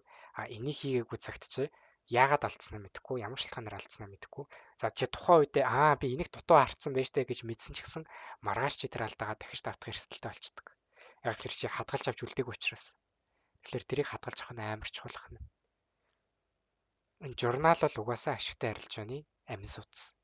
Энийг бид нэр байнга тэмдэглэж авах хэрэгтэй. За тэгээд details where you felt uncertainty and how you coped гэж. Энэ бодлоор чи одоо яагаад ч нэг ойлгомжгүй арилжаанд орцсон те. Яагаад орсноо ч ойлгохгүй, ямар шинжилгээ хийсэн ч мэдэхгүй те. За тэгээд тэн дээр алдагдaltaй гарцсан. Тэнгуудаа тэндээс гарч ирж байгаа тэр новшийн мэдрэмж байгаа штэ. Төлөвлөгөөд байгаагүй орсон арилжаа, uncertainty орсон арилжаа. Тэр арилжаагаа хэрхэн cope хийсэн бэ буюу хэрхэн одоо ингээд сэтгэл зүгээ доктортой болгосон бэ гэдэг нэг тийм зүйл байгаа юм. Энийг тэмдэглэж авах хэрэгтэй. За би энэ дээр бол өстой ямар ч новшийн арилжаа гэдэг юм болцсон. Энэ бүр амар новшин байсан. Гэхдээ би дараа нь магадгүй дуртай дуугаа сонсоод дуртай тоглоомоо тоглоод ч гэдэг юм уу те. Эсвэл дуртай киногоо цуурлаа үзээд эсвэл хайртай хүнтэйгээ уулзаад ч гэдэг юм уу. Эсвэл хүүхдэд тэврээд ч гэдэг юм уу те. Энэ стрессийг тайлжцсан. Энэ зүйлийг тэмдэглэх хэрэгтэй. Тэгэхээр чи альва нэгэн тохиолдолд чи тэр нөхцөл байдлыг ойлгосон ч бай, ойлгоогүй ч бай. Тэ зөв ямар нэгэн байдлаар төлөвлөгөөгөө дагаад алдсан ч бай, новшийн мэдрэмж авч байгаа тохиолдолд чинь coping mechanism буюу одоо энэ өмнө нь яаж даван туулж байсан нөхцөл байдлаа эргэж хараад санах юм бол чи магадгүй тэрийг дараагийн удаа новшийн мэдрэмж авахд маш хурдан тэр мэдрэмжээсээ салах аргаа чи тэмдэглээд авчиж байна гэсэн үг. Чамд нөлөөлсөн зүйлээ чи тэмдэглэж аваад байна шүү дээ. Тэрийг хүн өмнө нь хийгээд нөлөө гарцсан байлаа ч гэсэн дахиад тийм мэдрэмж болоход нөгөө тэмдэглэж аваагүй учраас дахиж одоо тий хийх тийм боломжоо эргэж сандаггүй гэх юм уу. Тэгэл стресстэй л байгаад. За тэгэнгუთ энэ дээр юу гэдэг вэ гэхээр алдагдaltaй арилжааны ардаас яг тэр зүйлээ дахиж арилжаанд орохын хооронд яг тэр нөгөө алдсны ардаас юу хийжсэн тэрийг нэг хийгээд үзчихээ гэдэг нэг өөртөө цаг гаргаад өчтэй байхгүй. Би бол яг арилжаа болгоны алдагдал болгоны араас бол биш. Яг алдагдaltaй өдрийн ардаас тэгээ Нью-Йоркийн сешн орой шин дуусч болохоор унтаж сэрээд маргааш нь өдөр нь гэсэн үг шүү дээ. Аз Лондон дээр арилжаа хийх хооронд өмнөх өдрийн алдагдлын тэр мэдрэмжээ арилгахын тулд өдөр нь дуртай тоглоомоо тоглолцдог ч гэдэг юм уу те. Стрессээ гаргацдаг. Эсвэл нэг дуртай дуугаа нэг цаг гарan сонсож журналаа тэмдэглэлтлөө те. Өмнөх юмнуудаа процессуудаа гаргаж ирээд эсвэл бүр ингээд анхаарлаас таруулах гэж жоохон мэдээ уншдаг ч гэдэг юм уу, мэдээ орчуулдаг ч гэдэг юм уу, нэг өөр зүйл хийж эхэлдэг. За тэгээд цаг нэг л явж өгөхгүй навшаа санагдаад арилжаа амар санагдаад ах юм бол зүгээр дасгалаа хийж эхэлдэг. Гадуур гараад те дуртай кофегаа аваад уучдаг ч гэдэг юм. Би чи full time trader шүү дээ. Тэгээ full time trader байна гэдэг чинь өдөр болгон арилжаа хийнэ гэсэн үг биш. Тэ тэгэхээр би өдөр заримдаа хайртай хүмүүстэйгээ цагаа зарцуулах гэдэг юм. Тэдгээр зүйлсүүд маш их анхаарал хандуулдаг. За тэгээ мэдээж нөгөө тэмдэглэл хөтлөж явахад чи нөгөө өөрийнхөө талаар юмнуудаа бичиж байгаа шүү дээ чи. Чи тэр тэмдэглэлийг чи өөрөө л харна. Чи тэн дээр бодит үннийг л бичнэ. Чи хизээч тэн дээр өөрийгөө хуурсан юм тэмдэглэж болохгүй те. Үнэхээр чи өөрөө гаргасан алдаа болж тэрийг юмний гаргасан алдаа энэ мөн гэдгээ чи тэмдэглэх хэрэгтэй. А гэхдээ use the positive words for those things you well on гэж байгаа шүү дээ. Одоо ингээд чи үнэхээр ингээд журналаа бичээд төлөвлөгөөгөө дагаад эрсдлээ зөв тодорхойлоод бүр бүх юмнууд чинь окей болсон амар гоё төгс сарилжаа нөхцөл бүрдээд чи ашиг авцсан байлаа гэж бодъё.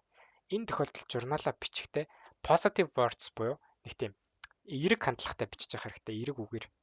Ингэснээрээ чи яадаг вэ гэхээр зүгээр нэгтээ би энэ өдөр ингэж арилжаанд ороод ийм ашигтай гарсан ч гэдэг юм те. Тэгж бичих хооронд за би энэ өдөр дүрмээ дагсныхаа ачинд эрсдлэм барьсныхаа ачинд гэдэг үг байгаа те. Үр дүнд би энэ амжилттай арилжааг гүйцэтгэж чадсан. Энэндээ би магадгүй баяртай байгаа бол баяртай байна. Жаргалтай байгуул жаргалтай юм ч гэдэг юм те. Тэрийг бичнэ. Хизээч ашигтай арилжааны ардаас үн стресстэй байна гэж шийдвэ те. Энэ дээр нийтлэг хүмүүсийн алдаг алан болохоор зүгээр л тэрийг тэмдэглээд орхичдаг. Них амар юм байхгүй. За би тэд өдрөнд тэнд ийм арилжаанд орсон. Окей. Гайд орхичдаг. Тэгээ тэр нь дараа нь ингээд давтагдсан гэсэн яг тийм амар тийм гой мэдрэмж ч өгөх болчдаг гэсэн. А гэтээ чи нөгөө positive things буюу зөв зүйлсээ бичээд дүрмээ дагсны ачинд тий эрсдлээ барьсны ачинд гэдэг зүйлсүүдийг бичснээрээ дараа нөгөө 7 хоногийн төгсгөлд журналаа уншаад байж ятал 7 дотор чинь дахиад нөгөө дүрм эрсдэл гэдэг үгнүүд давтагдаад ороод ирэхлээр хүссэн үсээгүй ирэх 7 хоногт тий за би өмнө нь дүрмээ дагсны ачинд гэж яг нөгөө үг чинь орж ирэл дүрмээ дагдаг байхгүй. Тэгээ эрсдлээ бариад эхэлдэг. Аандаа нөгөө зөв дадал зуршлаа чинь солгож өгдөг гэсэн. За тэгтээ дүрмээ дагаагүй нөхцөл байдлын нэг бас нэг процесс байгаа те. Кейс. Тэр үед хизээж битгий өөрийгөө нэг тийм амар хит дордуулж бичиж байгаарэ. Жишээлбэл би бол ингэж анх бичдэг гэсэн байхгүй. Новш гэж өсгөө чи ямар сууган бэ? Бити ингээд л та болоо штэ. Чи энэ далдаага давтаадлах юм бол чи алдаад л юм шүү өнтер гэлтэй ингээ амар өөрийгөө загнаж бичдэг. Яг хөө үнэн л те. Чи налдаг давтаалах юм бол чи алдаа л юм шүү ч гэдэг юм ба. Тэнгуү жаадаг болохоор 7 хоногийн нөгөө нэг ревивэрээ нөөхөө уншихаараа хамаг сэтгэл санаа новшилчдаг. Фокусгүй би энэ алдаагаа давтах юм бол дахиад алдах нь штэ гэгээд яагаад ч тэр нь бодогдоод дахиад алдаад. Тэрний оронд тийм сөрөг үг бичихийн оронд зүгээр л яг өстой жинхэнэ нөгөө энгийнээр бичих процессыг бичнэ гэсэн. Өөрийгөө бити нэг амар эсрэг үз. Өнөөдөр би дүрмээ дагаагүй учраас энэ алдагдлыг хийсэн харамсалтай байна. Аль болох дахин давтахгүй байцгаая. Өнөөдөр би төлөвлөгөөний бус арилжаанд орсон, шинжилгээ хийгээгүй юм дээр орсон учраас алдагдал хүлээсэн гэдэг ч юм уу те. Арай нэг нормалны.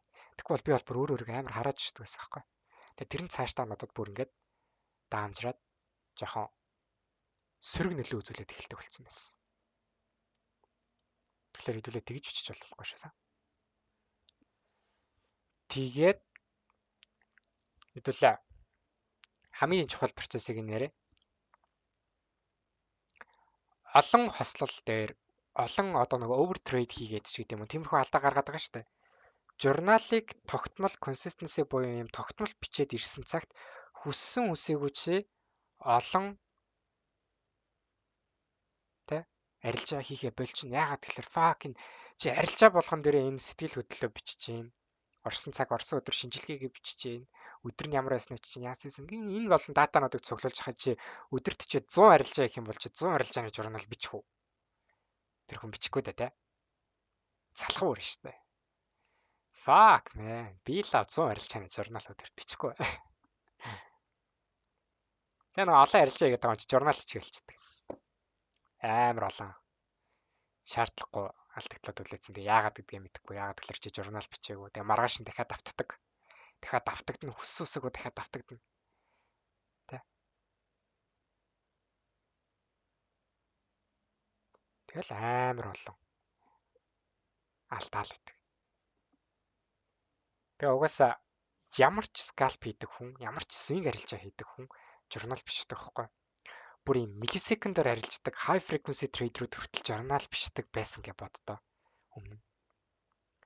Institutional HFT ашигладаг те одоо код бичдэг, квантод хүртэл журнал бичдэг гэж боддоо. Квантуудын журнал бол их сонирхолтой байдаг штэ. Би энэ алгоритмыг бичихтэй ийм арга барилуудаар бичсэн. За энэ 7 хоногийн хугацаанд ажилуулах процесс дээр тэдэн ширхэг арилжаа хийснээс ийм нөхцлөд орсон байна. Энэ алгоритм маань миний оруулсан те одоо хүсэж байгаа үр дүн гаргаж чадсан уу? Чадаагүй бол ягаад чадсан бол гайхалтай байна. Нэмэлтүүд хийх шаардлагатай юмнууд байвал нэмэлтүүдээ хийх шаардлагагүй бол хийхэ болиё гэдэг журналууд байнга байж дэг. Хүн болгон журнал гэдэг. Swing арилжаа хийж байгаа хүмүүсийн журнал бүр гоё. Би энэ 7 хоногийн энэ 7 хоногийн хөдөлгөөн дээр ийм зүйл хүлээж байна гэдгийг нэгд өдрөө биччихдэг. Хоёр дахь өдөр нь миний энэ 7 хоногийн зорж байгаа хөдөлгөөний энэ биелсэн байна гэдэг нөхцөлөө биччихдэг. Гурав дахь өдөр нь энэ 7 хоногийн одоо шинжилгээнийхаа хүссэн үлээсэн сетап маань гарч ирсэн бол за би тэр сетапанд арилжаанд орсон гэдгийг биччихдэг.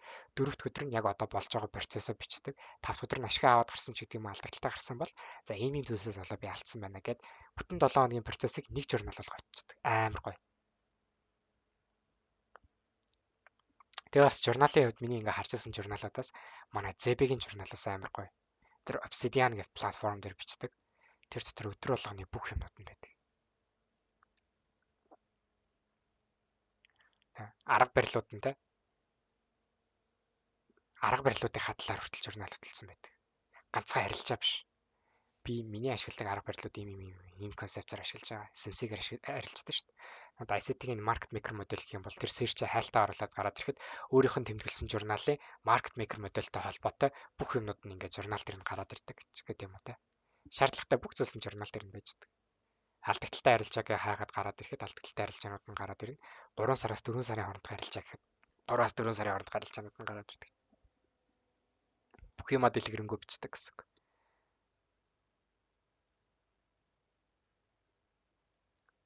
Тэр бол үнэхээр гахалтай байсан. За тэгвэл би одоо тэгээд өөрийнхөө журналыг бас таад бүтэн харуулбал ягаад ч боломжгүй. Ягаад гэвэл тэр дотор бас сэтгэл хөдлөлийн юмнууд байгаа учраас. Тэгэхээр би энэ дээр зүгээр нэг жишээ болгоод Notion дээр зүгээр ингээд датагаа цуглуулдаг цуглуулгааны журналыг харуулъя л да. Энэ бол зүгээр fucking low tier журнал заяа. Энэ дээр би тэдх өдрийн энэ хосол дээр тэдх өдөр ийм арилжаанд орсон гэдгээ би тэмдэглэж авч үлддэг. Энэ дээр жишээлбэл Gold дээр нэгд өдөр sell арилжаанд ороод Нью-Йорк дээр алдагдал үлээсэн байна. Risk reward нь ихэрсэн хоёртой арилжаанд орсон. Quality нь B гэж байгаа шалтгаан миний бүх төлөвлөгөө биелээгүй байгаа нөхцөл байдал төр буюу те. Окей, 100% нөхцөл байдал дээр арилжаанд ороогүй учраас алдагдaltaй гарсан байна. Яагаад гэдгээ орсон оролтыг ингээ хадгалждаг.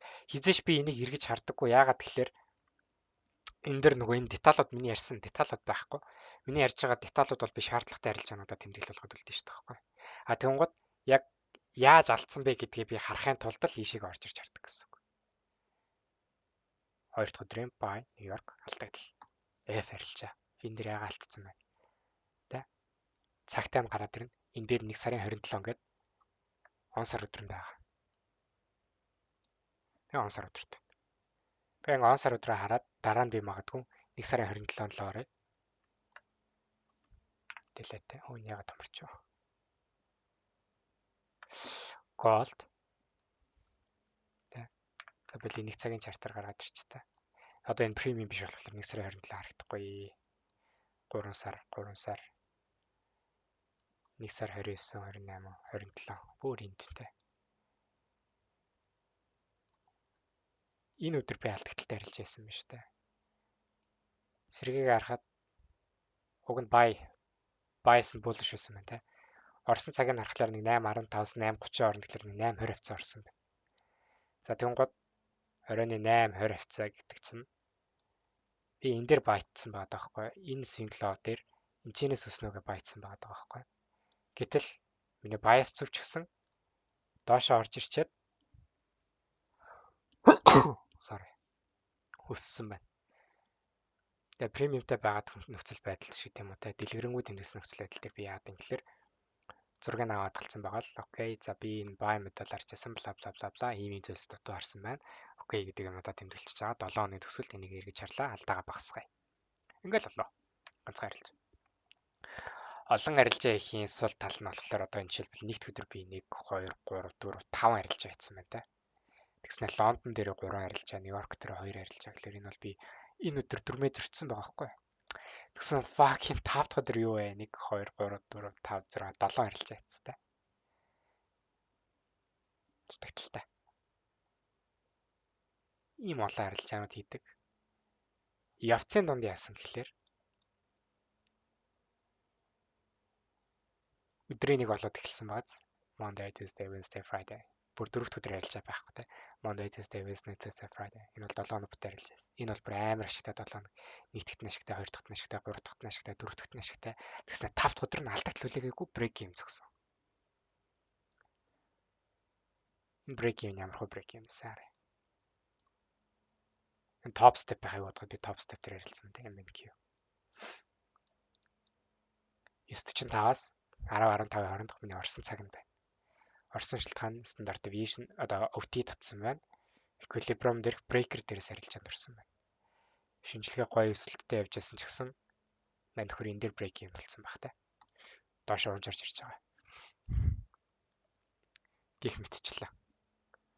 За тэгэл ингээл явж байтал ингээд нөгөө дараалсан алдагдлын процесс үүсдэг. Энэ дээр бол ингээд зургнууд дутуу. Ийм журнал бол хинт ч хэрэггүй. Яагаад орсон, яаж орсон байхгүй. Зүгээр л fucking нэгд өдрийн 3 арилжаа хийсэн тэрийг алдсан байгаа. Тэгснэ журнал нь хөтлөгдөг байгаа тохиолдолд ямар ч хэрэггүй болчихдог гэсэн. Тэгээ асал миний сахилга готгүй байдлаас олж хийж байгаа. Иймэрхүү журнал байна. Бүр ийм байсан ч хэрэгтэй та нарт.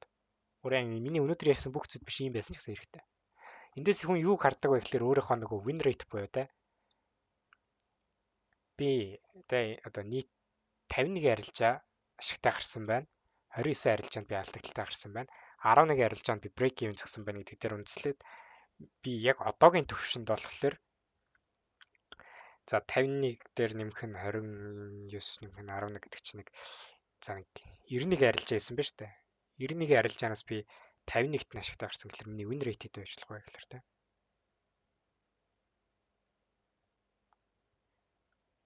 Миний win rate нэг 56% байна гэж гэдэг юм. За тэгэнгუთ нөгөө loss rate буюу алдагдлын rate бас бодно те. 129-оор үржүүлээд хуваах 91 гэж болно те. За миний loss rate нь 31% байна. Би нэг арилжаанд алдах магадлал маань бүх дүрмээ дагаад окей байгаад өнөөдрийн миний өөрөөр арилжаанд ороход би 31% алдагдал хүлээх магадлалтай байхад энийг нөгөө нэг дараалсан алдагталтайгаа одоо харьцуулна гэсэн үг. Нэг арилжааны алдагдал 31% алдах магадлалтай байхад би дарааллаад хэдэн арилжаан дээр тесчиж те алдагталтай арилжаан дээр тесэж үлдчихэж дансааш тахгүй байх вэ гэдэг тодорхойлолтоо чи өөрөө гаргаж ирч чадна гэсэн үг. Тэгэхээр ийм журнал ч гэсэн хэрэгтэй байдаг. Notion дээр ороод зүгээр л ийм хүснэгт гаргаж ирээл хүснэгтийнхаа нэг хэсгийн зүгээр орсон пэрийнхаа нэр болгоод нөгөөх нь 7 хоногийн өдрүүд болгоод нөгөөх нь оролтуудаа болгоод тэгвэл би яг одоо та нарт яг ийм хамгийн low tier журнал бичих энэ видеог нь би нэг юу харж ирсэн бэ гэхээр би тэрний видеог нь та нарт Colin chat руу оруулж Trading Journal гэж YouTube-ээс хайж байна. Иш оронгууд энэ нэг цэнхэр нүртэй залуу байх. Би энэнийхийг дүүрээс яг дүүрээгээгүй зүгээр төстэй болгож хийсэн гэсэн. Өөртөө шаардлагатай зүйлсүүдийг аваад. Тэгэхээр та энэ нөхрийг дагаад ядаж анхны шатны журналаа хийж. Эндээсээ таад явцдаа туршлагачаад сайжруулах явах боломжтой болно. Илүү сайн журнал хийх боломжтой болдог гэсэн. цаашлаад бүр сайн тий. Тэгээд за би бол нэрээ нэг л зүйл хэлмээр байна. Нэг жил мөлийн өмнө надаас заалгуулж исэн хүмүүст бол би бас тухайн үед журнал бич гэж хэлдэг л байсан. Тэ. Маа 70 ах бол мэдчихэж байгаа бах та. Би бол журнал бич, журналаа төлгөл байнга л ярьдаг үстэй. За тэгээд тэр үед тухайн үед журнал биччихсэн хүмүүс би бол мэднэ. Бичихгүй байгаа хүмүүсийн бол сайн мэдэхгүй байна надтай. Одоо л ихэнх нь баг эргэж харьцахгүй байгаа. Цаадчихгүй байгаа холбогдоо билсэн.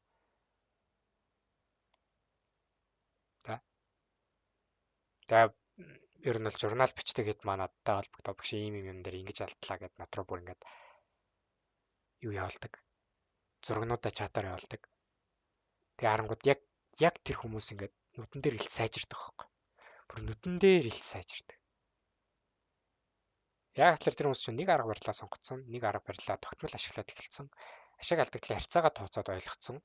Юун дээр алдаад байгаагаа журналаараа дамжуулаад багасгаад бүр байж болох өөрийнхөө хамгийн төгс төвшин дээр очиод эхэлсэн байгаа байхгүй. Тэгээ тэр хүн чинь яах юм тэгээд дансаа шатах магадлал нь бүр буураад 0 болно өстэй. Тэр хүн бол хизээш дансаа шатахаар болж байгаа байхгүй. Ямар ч тэгээд алдагдaltaй 7 хоног, алдагдaltaй 1 сар байж болно. Гэхдээ тухайн бүтэн алдсан 1 сарынхаа хугацаанд яагаад ч данс шатах боломжгүй нэг дансны нэг 10-20% л алдагдал хүлээсэн ч гэдэг юм уу те. Тиймэрхүү процесстэй болчихдээ. Яа. Тэгснэ. Журнал бичдэггүй хүмүүс чинь яах вэ гэхээр тэгэл нөгөө л нэг алдаануудаа давтаал.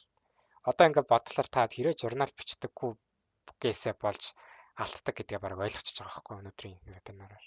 Хэрэг бичдэггүй хүмүүс байвал.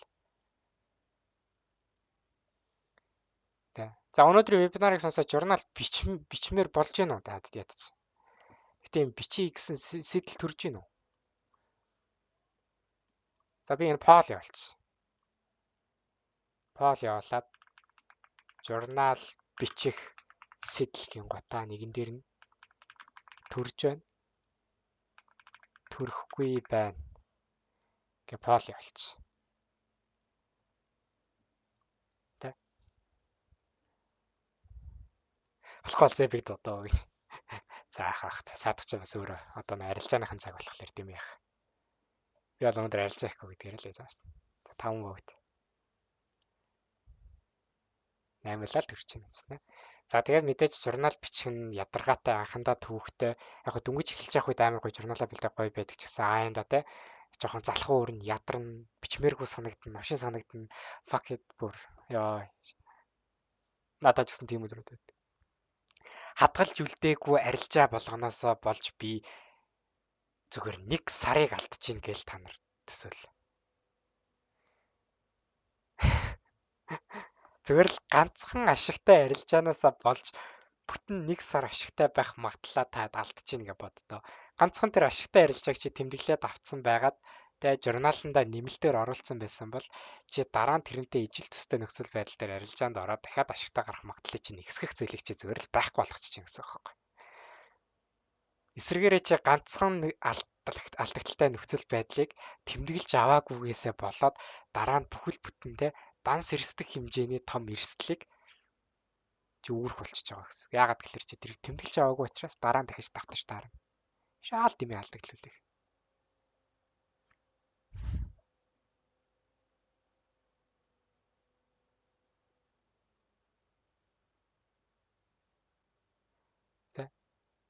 Тэгэнгუთ энэ журнал яг хөө ингээд миний өнөөдрийн зорилго бол яг журналын одоо ингээд одоо яаж бичих вэ гэхээсээ илүүтэйгээр яагаад бичих вэ гэдэг дээр оршлоо штэ. Тэгэнгუთ яагаад вэ гэхээр нөгөө хүмүүс чинь ингээд Instagram дээр ч гэдэг юм уу нөгөө нэг амар гүрүүнүүд үүдэн штэ ингээд өсөртэй нэг кул харагдаг. Тэр хүмүүс хөрх юмнаас журнал бич гэл ярьдаг л та зөвлөлтөө. Гэхдээ яагаад бичих хэвээр яаж бичих хэвээр гэдэг үзэр нэг амар нэг энгийн ойлголтоор ярьж байхгүй чи алдаагаа тэмдэглэх хэвээр чи тэгээд тэр тэмдэглэсэн алдаагаа чи давтахгүй байхын тулд чи журнал бичдэг. Чи хизээш тэр журналыг эргэж зөхөд энэ дэр ийм дүгнэлт хийх хэвээр гэдэг нь биднэрт хэлдэггүй. За мөн тэр нөгөө алдаад байгаа шалтгааны сэтгэл зүйг биднэрт хизээш тайлбарладаггүй те. Иймэрхүү зүйлсээс болоод нөгөө хүн чинь нөгөө толгой дотор журнал бичих хэвээр гэдэг нэг тийм ойлголт авцсан байдаг хэрнээ тэрнийг угаасаа нэг тийм нин шаардлагатай чухал зүйл гэж тооцдоггүй нөгөө өдөр тутмын арилжаандаа хит их анхаарсаар байгаа журнал хийхэ болцдог те. лимитийн зүйлсээс болоод алдаад эхэлдэг. Тэгэхээр яг энэ журналыг юм effective буюу үр дүнтэй байлгахын тулд хэдүүлээ нэлээд хэдэн зүйлсийг бол тэмдэглэх шаардлагатай. Ингэж тэмдэглэснээр хэдүүлэнгийнх нь нөгөө алдагдлаад бүр өөрийн ирэхгүй нүдэнд харагдахаар багасдаг. Би бүр энийг бүр өөрөө биеэрээ мэдэрсэндээ бүр амар happy байдаг. Яг тэр новшийн тэнэг эргүү мэдрэл тэнэг хүн шиг 3 жил алдсныхаа ардаас яг журнал бичиж эхэлсэн цагаас хойшоогоо би анхны фандад нэгстэй татаа авалтаа хийсэн гэж бод. Би бүр тэр татаа авалтын ард би журнал ишдэг те талархаж байна гэж би бүр дэвтэр дээрээ бичиж байгаа байхгүй. Би нөгөө тэмдэглэлийн дэвтэр цоглолдог. Тэнгуудаа яадаг вэ гэхээр би нөгөө сэтгэл хөдлөлөө бичсээр байгаа би нөгөө дэвтэр дуусчдаг. Дахиад дэвтэр авдаг. Тэгэл нөгөө дэвтрүүдээ эргэж үргэлжлүүлж уншдаг.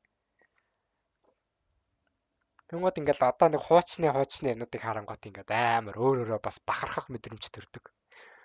Fucking жилийн өмнөх өсгөө бүр шал өөр хүн болсон байх шүү.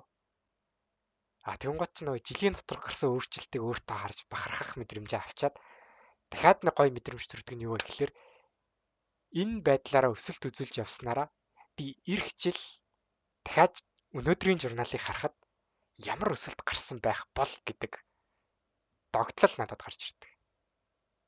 Тэнгуудаа эннийхээ ачаар яах вэ гэхээр би нөгөө өдөр тутамдаа залхууралгүй журнал очих хэрэгтэй гэдэг нөгөө сэтлээ авч ийн гэсэн үг шүү дээ. Тэгээ ингэснээр нөгөө нэг дадал зуршлын хувьд нөгөө зүйлсээ нөгөө хөгийн зүйлсээ багасгаад явчихна. Жилийн өмнө өсгөөгийн өдөр тутамдаа давтдаг байсан алдааны тоо өнөөдөр өсгөөгийн алдж байгаа давтж байгаа тоо бол хоёр бүр тэнгэр газар шиг ялгаатай. Нэг жилийн өмнө л өсгөө нэг өдөртөө нэг 25 арилж байгаас за нэг 15-аас 25 арилж өдөрт хийгээд дансаар таашдаг гэсэн бол өнөөдөр өсгөөтэй өдөртөө нэг 3 арилжаа хийгээд үнэхээр шатж байгаа данс бол нэг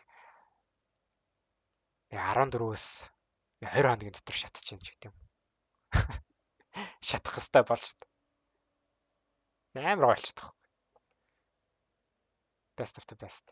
Тэгэхээр журнал бол бүр нэн чухал зүйл. Гэхдээ яах вэ? Зарим нэг хүмүүс бас байдаг те. Би огт журнал бичихгүй гэхдээ ашигтай арилждаг штэ гэх. Тийм хүмүүс байгаа те. Гэхдээ юу гэж тэр хүмүүс нэг бол арилжааны зах зээл дээр орж ирээд удаагүй байгаа. Өөрсдөө алдах хэвээр нөхцөлөө мдээгүй байгаа. Хизээ алдах хэвээр те. Алдагталтайгаа арай учирч амжаагүй байгаа хүмүүс тийм байдаг. Эсвэл бүрстэ жинхэнэ нөгөө нэг төрцөн авьяастай гэдэг хүмүүс тийм байдаг. Гэхдээ тийм хүмүүс ер нь бол их хвчлэн худал байд юм дөө. Хүмүүс тодлоо би журнал бичихгүй ашигтай арилждаг штэ гэдэг чинь зөвөр нэг азан тараад нэг 2-3 удаагийн татаа авалт хийсэн хүмүүс л байд юм дөө.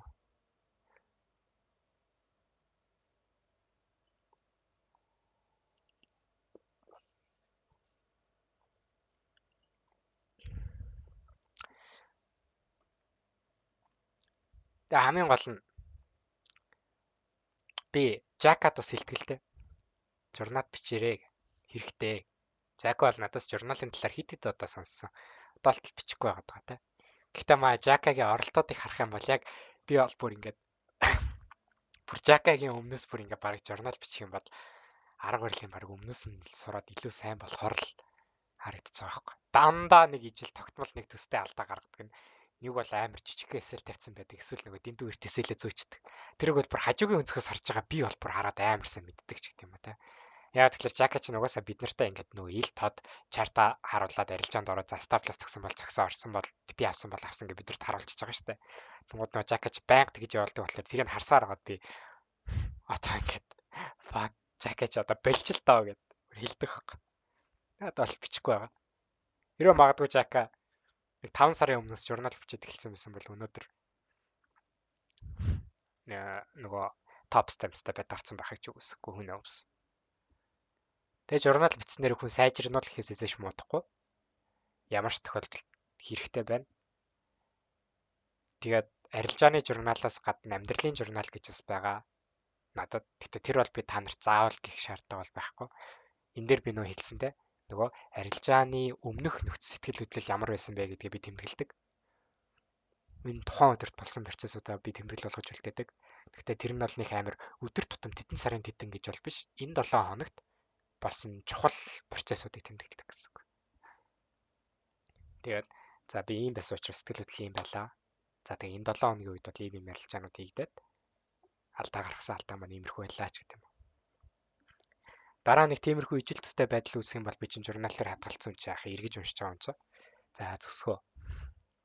Өмнө нэг удаа алдсан юм чинь дэмий ялгүй дээ те. Нэг алдсан юм чинь нэг бүдэрсэн газраа юм чи хоёр дахь бүдэрх юм бол те анхааралгүйгийн шинж. Хоёр дахь бүдэрсэн газраа гурав дахь удаага бүдэрх юм бол тэр хүн тэнэг хүн байна л гэсэн үг те.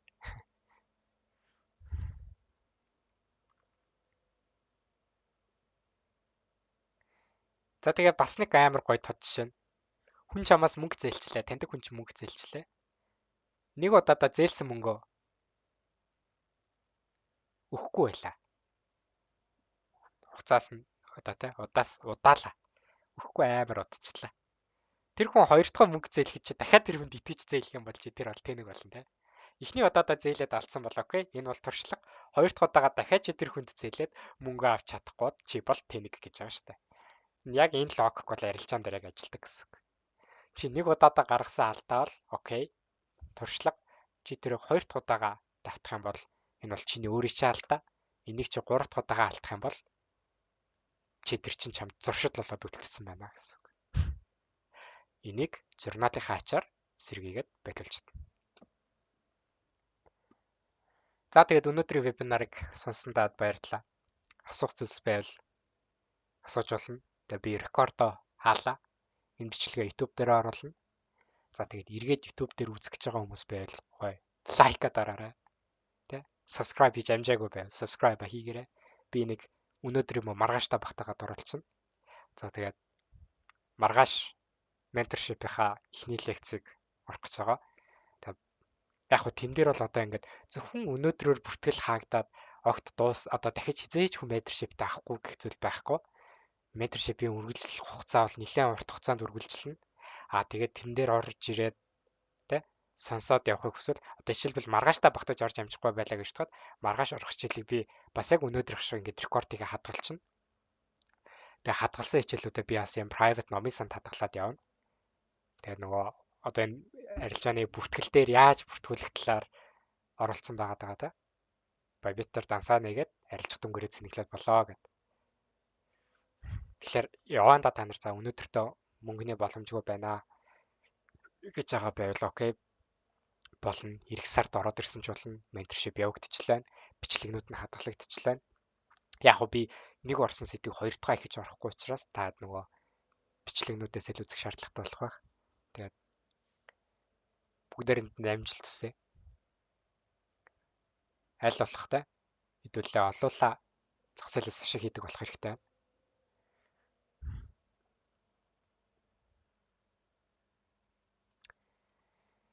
За тэгвэл тэгээд асуух зүйлс байхгүй бол энэ рекордыг хаалаа.